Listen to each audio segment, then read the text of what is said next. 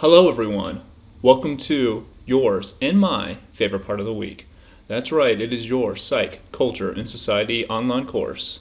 And I am here to walk you through the hottest topics in psychology. Today, we're going to look at emotions. That's right, we're going to be in our fields for the next 1 hour. So let's jump right into it. The overarching themes. It is hard to reach a consensus on definitions for emotions or even the word emotion. Emotion has both universal and culturally variable components. So, like everything in psychology, defining it, very difficult, and also there are universal as well as cultural variable components of it. What is emotion? Two perspectives have guided discussions on the universality or variability of emotional experience. The first, the James Lange theory of emotions, and the second, the two-factor theory of emotions. Beginning with the James Lange theory, emotions are our physiological responses to stimuli or our bodily cues that signal how we should behave for survival. Responses are products of the anatomic nervous system. The implication, without a physiological reaction, there is no emotion. Some of the problems potentially with this is, and some of the questions associated with those problems are physical responses and emotions really exactly the same? Do you ever feel a physiological response without subjective emotion attached? So you see just by this kind of makeshift schematic at the top of the page, it's really kind of physiological approach. We have something happens to us, we have a physiological response, and then that basically is emotion. And thus our emotions are responses or products of kind of that physiological response, predominantly located in the anatomic nervous system. Next, we have the two-factor model. In the two-factor model, emotions are based on two factors: the physiological responses plus our interpretation of those responses. Theorists are focused on a cognitive component or our interpretation of our physiological responses, and not just the physical body. This is what distinguishes the theory from the James Lange theory. So you can kind of see here at the top, this is schematic. So before we had stimulus leading to a physiological response, and then that's emotion. And now basically we just have a physiological response or in response to the stimulus, plus simultaneously a cognitive interpretation of the stimulus. So kind of a key difference here is that we have this simultaneous cognitive interpretation versus a physiological response, and then kind of afterwards kind of interpreting that physiological response as an emotion. So you can imagine fear, for example. So some kind of predator approaching you, and then you begin to run away, and then after you're running away you realize, oh, I was scared. Well, versus kind of the simultaneous, this cognition plus physiological response, wherein you see the predator and it simultaneously triggers an emotional or a cognitive interpretation and a physiological response at the same time. And kind of big takeaways when comparing the two theories: the James Lange theory of emotion focuses on physiology. It suggests evolutionary origin of emotion. It predicts emotion should be universal due to physiological similarities across humans, versus the two-factor theory, which focuses on interpretations. So kind of interpretation plus or cognition plus physiological response. It suggests that belief systems shape emotions. Predicts emotions should vary across cultures because different culture experiences may lead to different interpretations of physiological responses. So the James Lange theory, as stated, universal because it's just this physiological response, which is thought to be more biologically based, more kind of species specific, kind of a global response across our species, humans, versus an interpretation, which will be affected by different cultures and interpretations of experiences and their interpretations of their physiological responses. Moving on to evidence for cultural universality. Darwin was one of the first scientists to study the universality of emotional expressions. He thought that the universality in facial expressions would indicate that they emerge as a function of natural selection in our evolutionary process, allowing us to communicate with each other. Facial expressions are often reflective or reflexive, evident that emotional experiences are not arbitrarily paired with facial muscle movements around the world. That is, there are no people who frown when they're happy. Adults make approximately the same expressions as adults or infants do, even including infants who are born blind and have thus never seen facial expressions.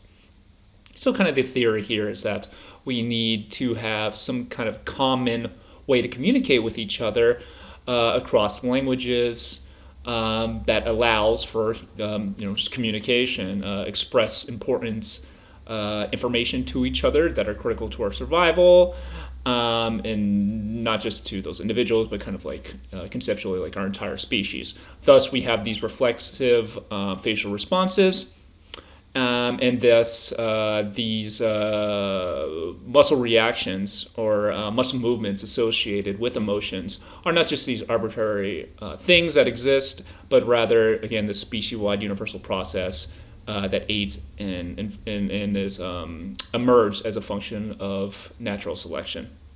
And evidence is found in the fact that researchers have been unable to identify any cultures that frown when they're happy, for example, and research with blind infants who make similar facial expressions or express their emotions in similar ways as adults who, or I should say, seeing adults.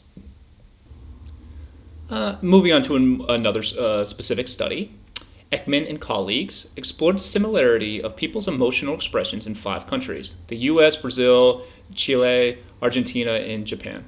Showed participants a photograph of a person making one of 6 emotional expressions: happiness, disgust, surprise, sadness, anger, or fear. Much similarity across industrialized countries, all showing high degrees of agreement on matches between facial expressions and emotional terms. Accuracy about 80 to 90% for most of the photos.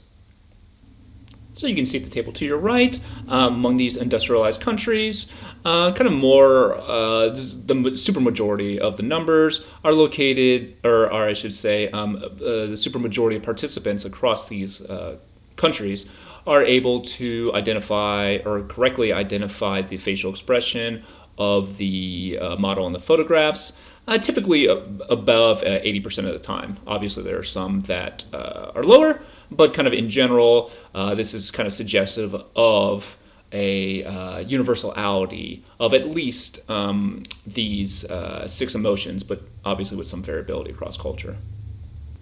So to look more into possible cultural variability and rule out the possibility of shared cultural learning, these same researchers also examined an isolated culture, the 4 in New Guinea, which have had minimal exposure to Western culture. The 4 participants in New Guinea were asked to show expressions while imagining a number of events happening to them. Their expressions were those that people from other cultures would also associate with each scenario, despite the fact that the culture had almost no contact with Western cultures. The findings were taken as strong evidence that certain facial expressions are universal.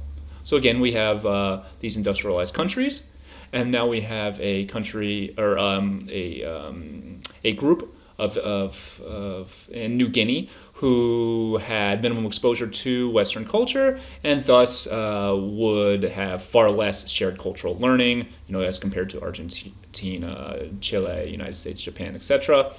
Thus, and the fact that they expressed very similar expressions as other cultures, that other industrialized cultures suggest and provide strong evidence for certain facial expressions as being universal.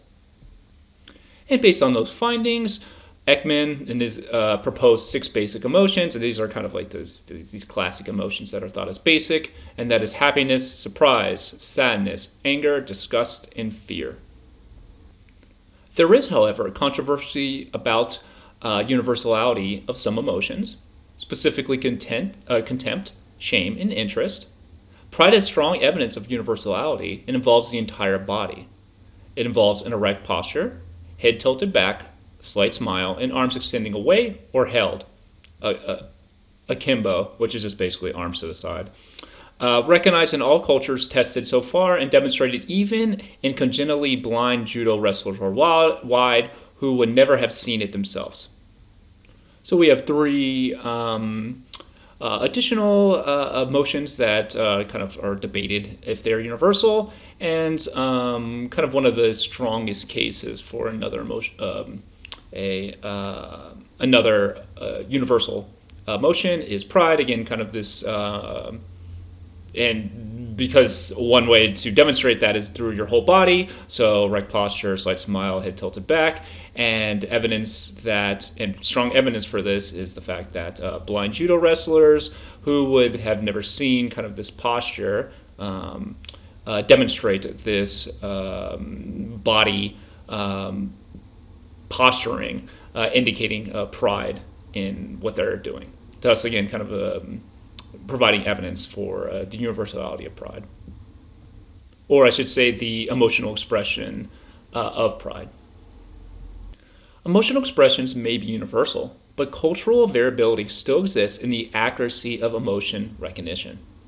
English speakers were more accurate than Spanish and Japanese speakers at identifying facial expressions posed by Americans, and all these groups were more accurate than pre-literate societies, such as the Four from New Guinea. On average, people are 58% accurate in correctly identifying emotional expressions, but when looking at emotional expressions from one's own cultural group, they are about 9% more accurate. People's brains show a greater fear response when seeing the fear expression on the face of someone from the same culture than on the face of someone from another culture. Facial expressions also vary culturally enough that people can reliably guess the nationality of someone from looking at their facial expressions. Even people from similar cultural backgrounds, such as Americans versus Australians or Japanese versus Japanese Americans, can be distinguished based on their facial expressions. So basically what we're getting at here is that there is shared cultural learning, as evident by the accuracy of emotional recognition in individuals, wherein English speakers being more accurate, so whatever English, you can just imagine someone from the UK being more accurate at identifying facial expressions of Americans versus someone from Japan or someone from Spain. And kind of this is globally represented, or kind of statistically represented by a 9% bump. That is your accuracy at correctly identifying emotional expressions in a person increases by about 9% when you are looking at emotional expressions within one's own culture.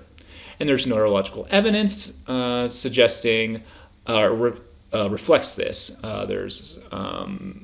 So specifically when an individual is placed, for example, on just like an fMRI machine, and they're able to kind of measure neurological activity.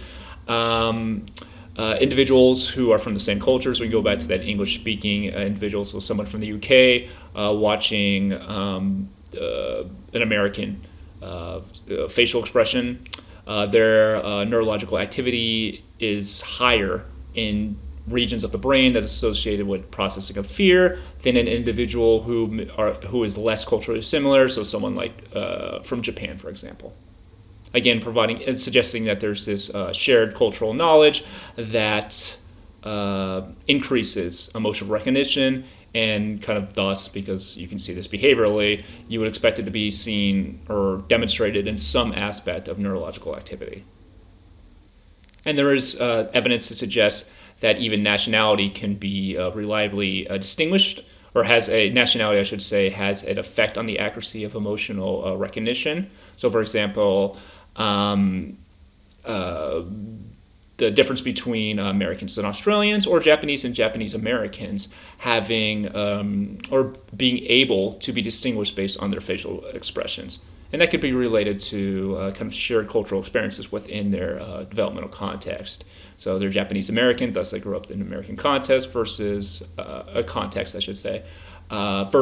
Japanese individual who just grew up in Japan, thus having been exposed to slightly different cultural experiences, which is reflected and thus has an impact on the accuracy of emotional expression and kind of the ability to distinguish between those two groups of people, even if they are culturally similar.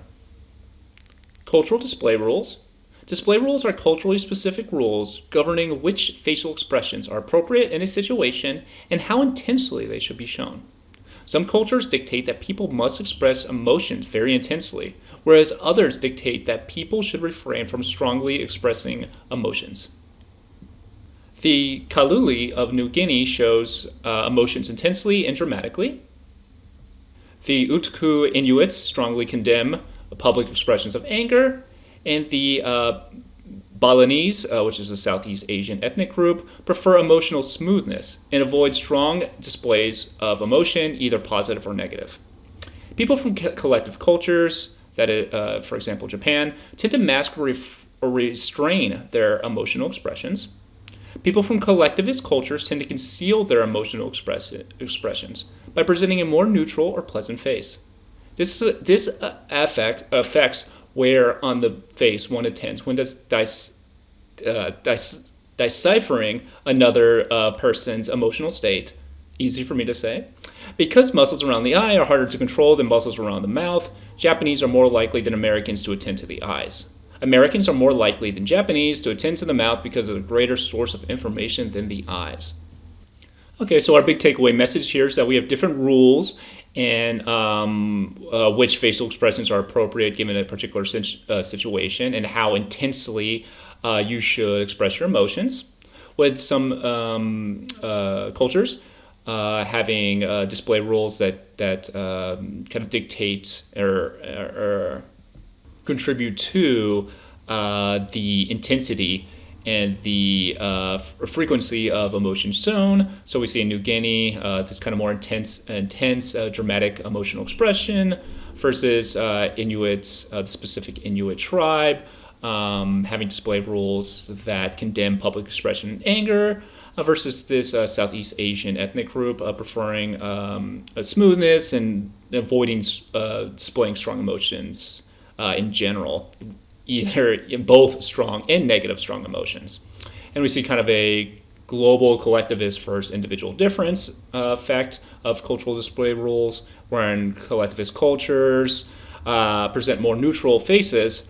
Thus, this contributes to where an individual looks on the face when interpreting emotions.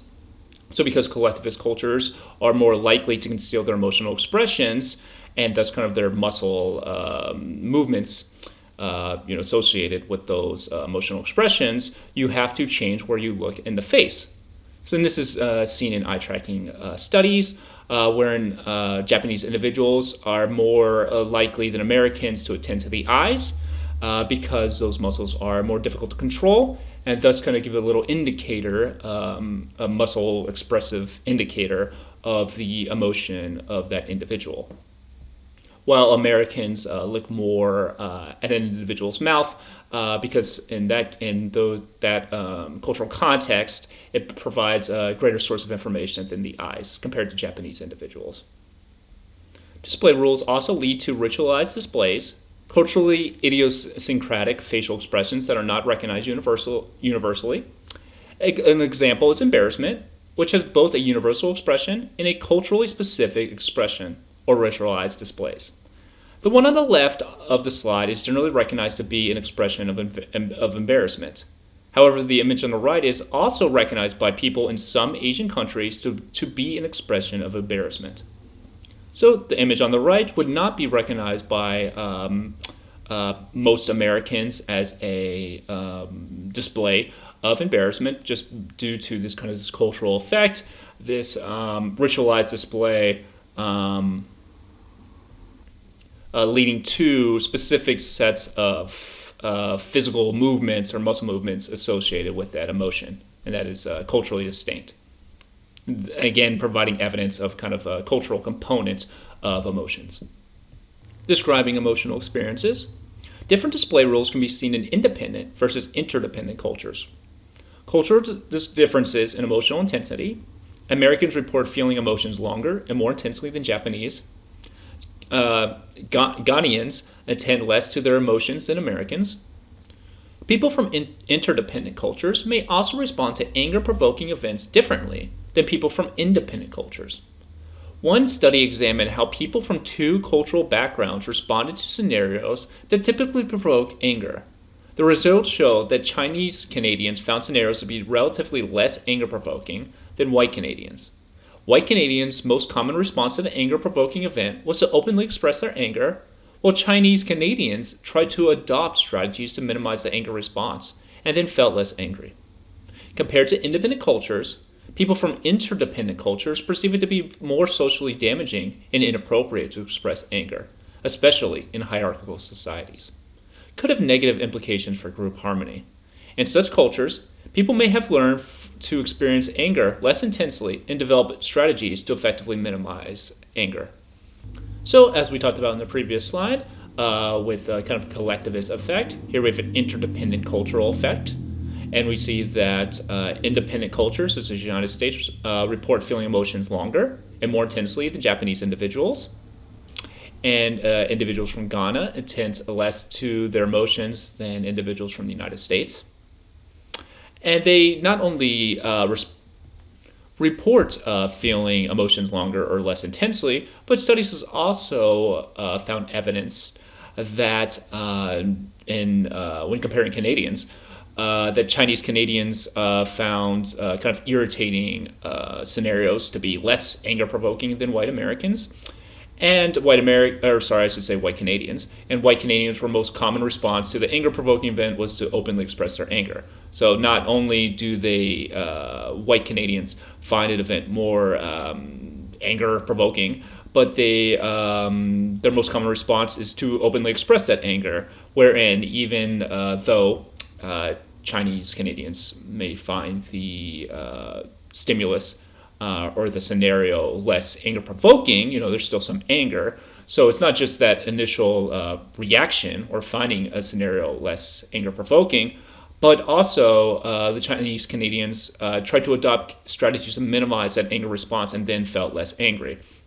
So this emphasis on interdependency, because of its emphasis on group harmony, contributes to particular cultural practices that can minimize the initial interpretation of a anger-provoking event, but also strategies to minimize that anger. Because, again, the kind of goal here is to maintain group harmony. Social groups are important to the individual and kind of just daily functioning. Thus, kind of openly expressing these long, intense emotions can kind of disrupt social relationships and thus kind of be harmful to not just their community, but themselves as well. Thus, kind of to preserve that social harmony, that interdependent culture, individual or cultures develop techniques that are that individuals employ to minimize the duration of anger following an anger-provoking circumstance. Interestingly, you can see this at a physiological level. So one study on physiological responses to anger-provoking events looked at Chinese Canadians and white Canadians. And Chinese Canadians and white Canadian participants were exposed to a rude, unprofessional experimenter in the lab, and both cultural groups reported initially feeling angry. Blood pressure of Chinese Canadians, which rose in response to the anger-provoking event, returned to baseline much more quickly than the blood pressure of white Canadians in the same situation. Physiological evidence of a faster dissipation of anger among the Chinese Canadians. The findings suggested Chinese Canadians may be more comfortable with suppressing anger, whereas white Canadians may have more negative physiological responses from not openly expressing their anger. So as I stated in the previous slide, it's not that, in this case, Chinese Canadians did not feel any anger, but rather they had either a lower, but in this case here, kind of a similar initial, a very similar initial anger-provoking response. But in this study, they found that Chinese Canadians returned much more quickly back to that baseline level of blood pressure following exposure to this rude, non-professional experimenter in a lab, which obviously worked for the lab. So that's physiological evidence that basically the anger dissipates at quicker rates among Chinese individuals, at least measured by blood pressure, than white Canadian individuals. And again, this kind of goes back to the idea that these cultures, and in this subculture in Canada, having particular cultural practices that contribute to their ability to kind of return back to baseline, or that is, have experience anger less intensely and for a briefer period of time. Emotional experiences. There is some evidence that people experience different kinds of emotions across cultures. Recall that independence and interdependence have some important differences. Independence is associated with greater concern about how things affect oneself, and the tendency to see events as ways to distinguish oneself from others. On the other hand, interdependence is associated with greater concern about interpersonal harmony, and the tendency to see events as ways to affect relations with others. As a result, people from independent cultures tend to experience more interpersonally disengaged emotions, while people from interdependent cultures tend to experience more interpersonally engaged emotions. In one study, participants from collectivist cultures, Surinamese and Turks, expressed more relational concerns than participants from an individualistic culture, Dutch. In another study, Mexicans were found to be more likely to experience interpersonally engaging emotions than Americans. Anger and shame were experienced more frequently in Turkey, while defending honor, where defending honor is important, than in Japan. Shame, but not anger, was experienced more frequently in Japan, while saving face is important than in Turkey. Or I should say, where saving face is more important than in Turkey. Types of anger and shame are found to vary across culture as well. So we talked about emotional expressions already with collectivist or interdependent cultures, having kind of a less emotional, at least for some emotions, having a less intense response. And of course, the specific response of specific emotions vary by culture, but kind of in general, and specifically for our white Canadian versus white, or Chinese Canadian study, having kind of either a lower or even the same initial anger in response to an anger-provoking event, but for the Chinese individuals having a shorter duration of anger. And we also see that interdependence in this slide here, that interdependence impacts the types of emotions that people experience across different cultures. And this kind of goes back to our typical definition of interdependence versus independence, wherein independence has a greater concern with oneself and a tendency to distinguish oneself from others. Thus, their emotional experience is expected to be more interpersonally disengaged because your emotional response is kind of less impacted are affected by individuals, and your greatest concern is kind of, again, worrying about how that event, whatever emotional event, is impacting yourself. Whereas the individuals in interdependence, on average, kind of show a greater concern about interpersonal harmony. Thus, emotions that have a stronger kind of a relational effect, such as shame in Japan, being more important and possibly being experienced more in the interdependent culture of Japan than a more individualistic culture in Turkey. So we have basically kind of two broad categories, broadly speaking: disengaged emotions and engaged emotions, or interpersonally engaged emotions. So we have being affected by the relationships of others versus kind of like, does this emotion impact me? How does it affect me? And how can I use this as a way to kind of express my independence? In one study, participants responded to a questionnaire on the frequency of experiencing emotions. Emotions varied on two dimensions: positive or negative valence, such as happy or guilty, and interpersonally engaged or disengaged, that is, connecting with others or being separate. Researchers tested the correlation of frequency of these emotions with generally positive feelings. Results showed that Japanese who felt positive engaged emotions also had more positive feelings in general. Americans who felt positive disengaged emotions had more positive feelings overall. So basically, what we have here is a correlation between interpersonal engaged emotions or disengaged emotions correlated with overall positive feelings. So it's a correlation between your overall kind of rating of positive feelings and your your level of interpersonal engagement or disengagement. And basically, what the results found is that Japanese individuals who who felt higher levels of positive engaged emotions, that higher positive levels of engaged emotions being correlated with higher positive feelings in general. So kind of overall positive feelings being correlated with engaged emotions, that is interpersonal engagement, connection to others. So that kind of going back to this interdependent point is what we're getting at here. That interdependent engagement being correlated with positive feelings overall.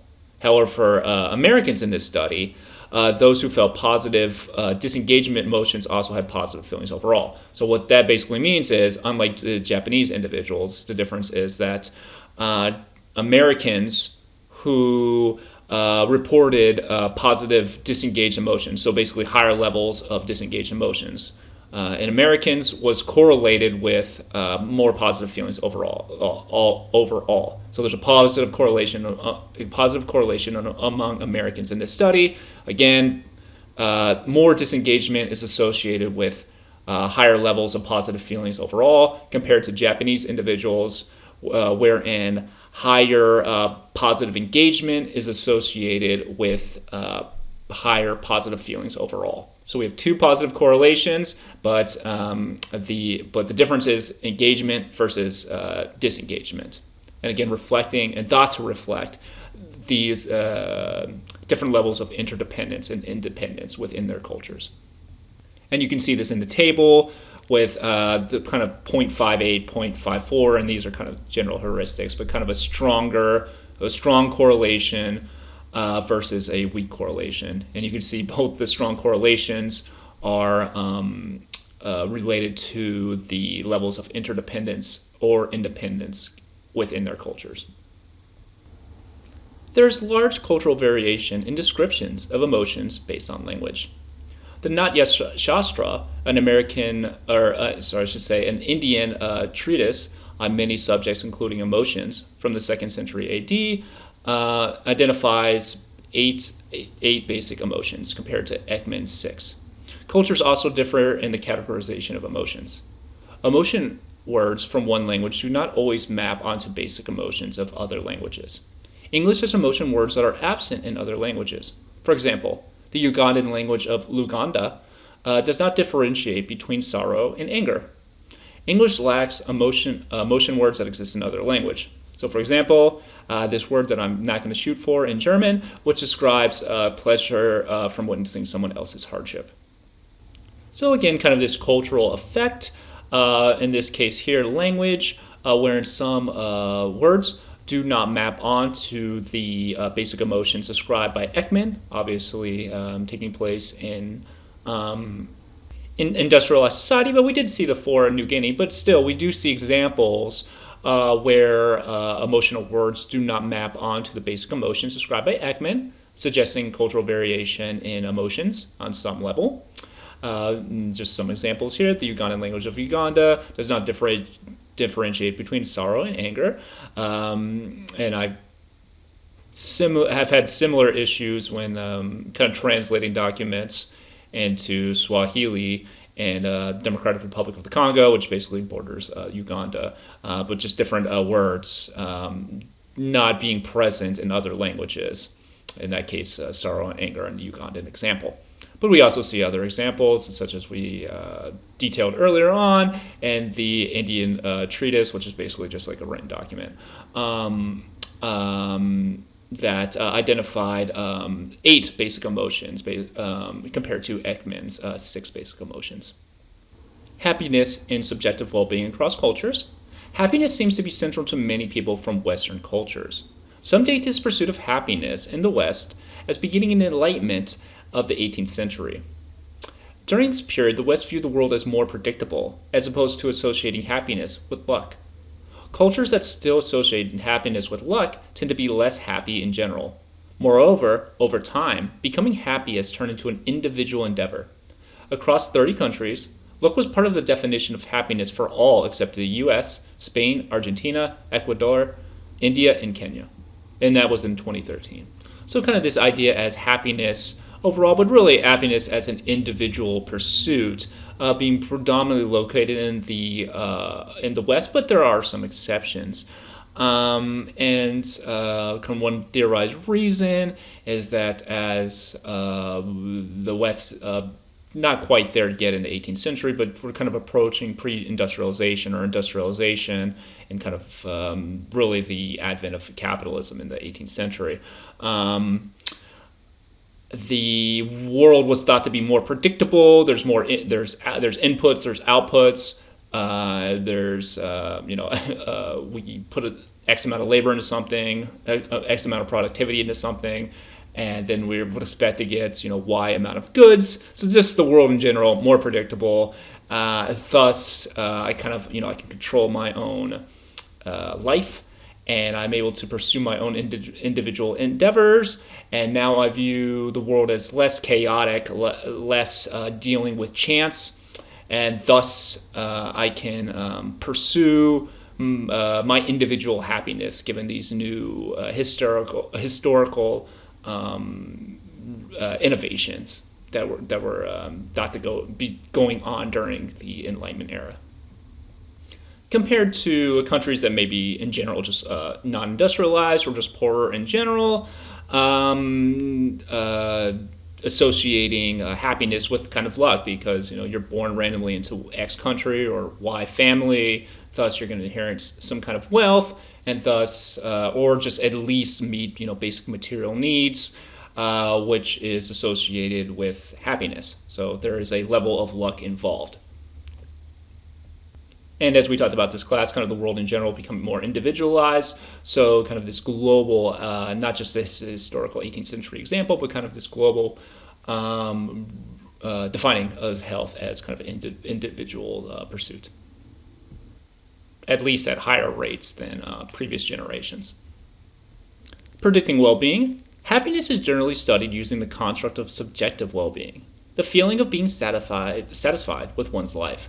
There are substantial cultural differences in terms of the average level of subjective well-being that people report. Northern European, such as Scandinavian and Nordic countries, or Latin American countries, usually top the list, along with other English-speaking countries in Western Europe. Cultural differences in subjective well-being can be affected by several factors. Income level or wealth, but only up to a certain point. Once a country has a GDP that is about 40% of that in the United States, wealth no longer predicts subjective well-being. Access to enough wealth to easily meet basic needs of life tends to yield considerably more satisfaction with life. The correlation between income and well-being seems strongest at very low levels, probably because a little more money at this level can make a very big difference in survival and quality of life. As found in the slums of Kolkata. In industrialized countries, the correlation is weaker but still positive. Protection of human rights and equality. Countries with greater recognition of human rights tend to be happier. May explain why there are countries with low income and human rights, low income and low human rights that still report high well-being, and countries with high income and high human rights that have lower levels of well-being than you might predict. So kind of just the big global arguments here is that income level and wealth impacts happiness, but only up to some amount of point, and that point is theorized to be when you have enough to meet the basic needs of life, food, shelter, healthcare, etc. And this idea of human rights kind of being associated, or countries with greater recognitions of human rights tend to be happier. However, there are numerous exceptions to this, and kind of countries with quote-unquote low income and quote-unquote low human rights reporting higher well-being, and vice versa. And this could be explained by this wealth not being predictive of well-being after a certain percentage of GDP relative to the United States. But it also could be just kind of adding to it. Human rights is can be defined differently by different cultures, even though it is quote unquote human rights. But there are also economic rights, for example. So right to housing or healthcare, for example. So those vary. Those human rights and kind of the reflection of those human rights within public policy vary across cultures. Thus, but I should say, in general, kind of in the U.S., we think of human rights as kind of in more kind of individual autonomy ways, where it's just such as like freedom of speech, freedom of debate, or just representative democracy terms, versus other countries having stronger notions of economic rights being associated with human rights. So that can also kind of like basically just muddle up these predictive models, just because if countries view human rights differently, then their reaction to particular public policies will have differing effects on them as a culture. Cultural differences in subjective well-being can also be explained by cultural differences in the way people define life satisfaction. Individualistic countries tend to base life satisfaction on how many positive emotions they are experiencing. Collectivist cultures tend to base life satisfaction on how much they were being respected for living up to cultural norms or other standards for being a good person. So kind of this argument here is that there are differences in the way people explain general life satisfaction, and that would be reflective in their subjective well-being.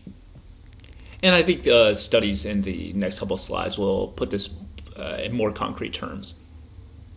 And specifically, another factor that explains cultural differences in subjective well-being involves people's theories about emotional experiences, or how happy they think they should feel. Because different cultures have different theories about the kinds of emotions that one should experience, that expectation affects our recall of those emotions. Retrospective studies have shown that East Asians recalled having more balanced emotional states, while Americans recalled being happier than they were actually. Attributed to cultural differences in theories about happiness, East Asians tended to have a balanced cultural theory about experiencing positive and negative emotions, while Western cultures have a cultural theory that suggests that people should experience/should be happier in general. So kind of the big takeaway here, and we'll get into a specific study in the next slide, but the cultures differ in how happy they believe they should be, with Americans reporting and believing, and just kind of also just Western culture more generally, that people should experience and just should be happy at all times, or just happy in general, versus East Asians, who tend to have a more balanced cultural theory about experiencing positive emotions and negative emotions. Thus, there may be kind of a recall bias where American individuals kind of reporting that they were happier than they actually were. And not only that, but when we talk about subjective well-being, we may be actually measuring different kind of concepts because subjective well-being means different things across cultures. So because individualistic cultures and just and thus Western cultures in general tend to base life satisfaction and well-being on how many positive emotions they're experiencing, and because they have this feeling that they should always be happy, versus kind of East Asians having more of this balanced approach where they kind of typically believe that it's important to experience kind of both positive and negative emotions, and just kind of have this balance, and also kind of basing life satisfaction around living up to cultural norms. This can create kind of differences in cultural responses to these subjective well-being tasks, because people are replying or responding to those questionnaires and based on their cultural understandings of what well-being means and kind of what life satisfaction should be and how you should experience kind of your everyday life. And specifically, what we discussed here, kind of the magnitude of happiness that you feel at all times, but just or on a daily basis. So now let's get into a specific study. One study found that when white Americans recalled their week, they recalled greater levels of satisfaction than Asian Americans, even though their actual experiences during those days did not differ. White Americans and Asian Americans made similar overall satisfaction ratings about their actual daily experience. When both groups looked back on their experiences, white Americans recalled them as being more satisfying than Asian Americans did. Asian Americans seem to remember their positive experiences as being about as positive as they experienced them in the moment. Findings suggest that the recollections of white Americans are being shaped by a theory that life should be more happy than the theory shaping the recollections of Asian Americans. So basically in English, what we have here is that if you look at this chart, or if you can't on your PowerPoint, or if you don't want to look at the chart, basically what these researchers did, they ask individuals to rate their degree of satisfaction on that day. And basically what the researchers found when comparing two groups, white Americans and Asian Americans, they're pretty much the same. They're pretty close. But if you ask those individuals that same question, so say I asked it today, and then I ask you, oh, how was your last Thursdays? How satisfying was last Thursday? They will actually white Americans will give a different response. And both groups really give different responses, but the magnitude of difference is what is significant here. Where Asian Americans more or less give the same exact, they rate their day more or less the same as they did the day of. So this week later, so I ask you how your day was on whatever today, then I ask you a week later, hey, how was your last Thursday's event, or how was your last week's day?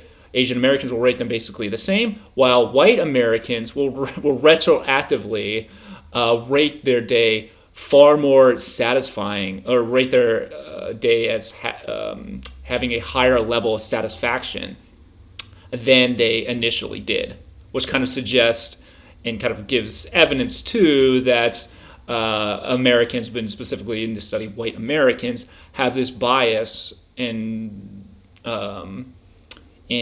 self-reported levels of rating satisfaction or just well-being in general that could be shaped by this idea that life is really about being happy at all times, always needing to feel happy.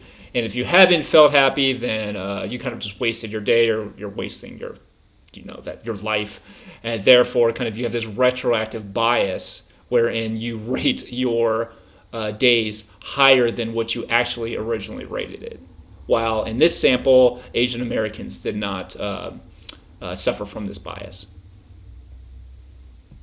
Thus, when administering certain questionnaires, there may be a bias for certain individuals or certain groups on certain questions, such as life satisfaction or maybe well-being, that is present in some groups and not others, thus creating a possible bias in some surveys.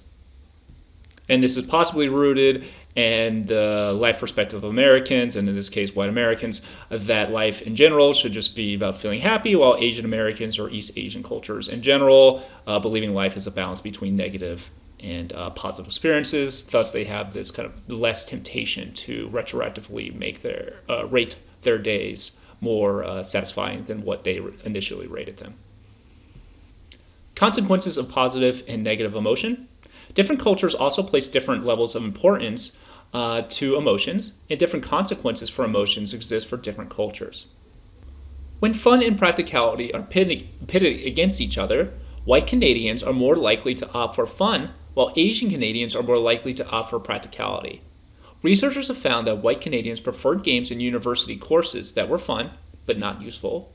Asian Canadians preferred games in university courses that were not fun but were useful.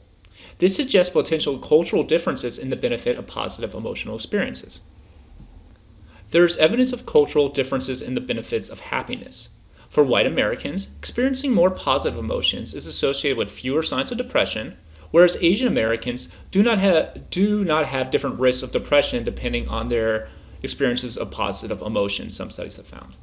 So kind of the idea here, and this is, I had recently a developmental psychology student contact me and ask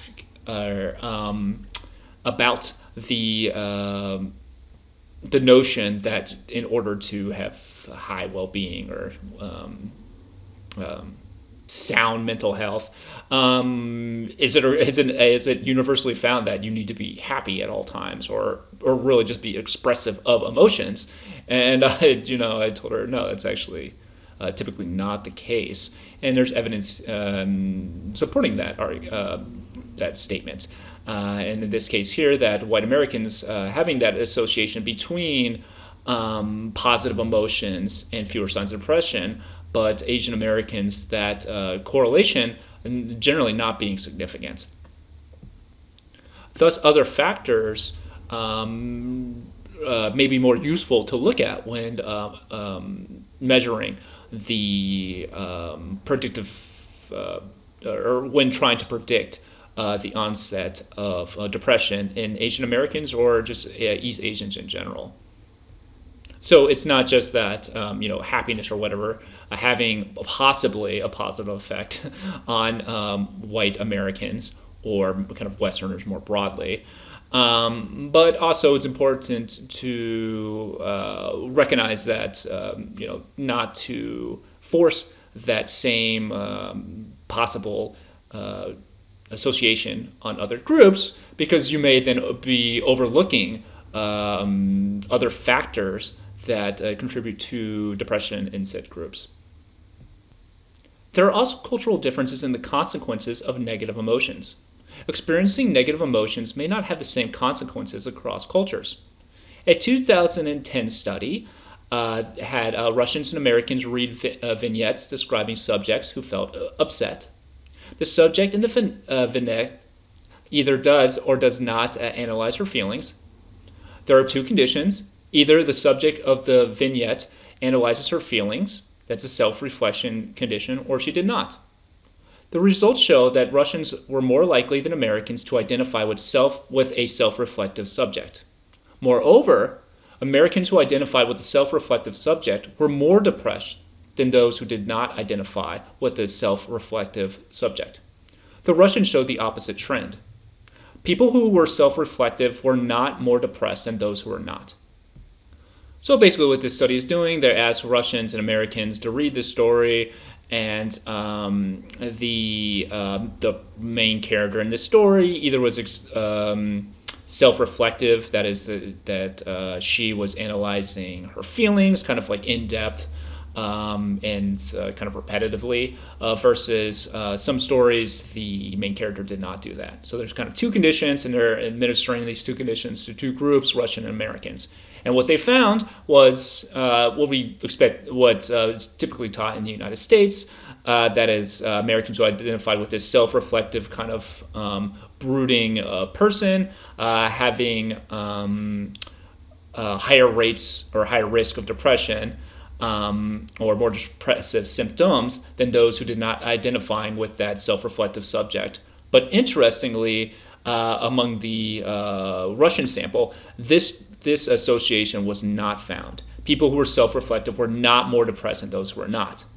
So again, this cultural differences in the consequences of experiencing a particular emotion. We just talked about positive emotions, and now we're looking at negative emotions. And typically thought, okay, you're dwelling on negative emotions, therefore you're more depressed, and you're just kind of functioning less as a member of society. But in this case, that association was not found among Russians in this study. Variations in ideal affect. Cultures vary in terms of what kind of happiness is preferred or is ideal. Ideal affect is defined as feelings people desire or want to have. Research on thinking about emotions as either positive or negative, and as high arousal or low arousal, has demonstrated reliable differences in what kind of, quote, ideal affect different cultures prefer. White Americans prefer high arousal positive states, such as enthusiasm, being excited and elated. East Asians prefer low arousal positive states, calm, relaxed, peaceful. So kind of the idea here is just that there's differences on the feelings that people want to have or desire to have. And this is reflective in kind of two different dimensions here, positive versus negative, and high arousal versus low arousal, with East Asians preferring lower arousal positive states and white Americans preferring high arousal positive states. In our last study, these differences seem to be communicated by children's books, as well as self-help and religious texts from these respective cultures. Children's books and Western religious texts place stronger emphasis on excitement and enthusiasm than those from Asia. Asian children's books and religious texts place greater emphasis on calming emotions. This difference also has consequences for people's behaviors.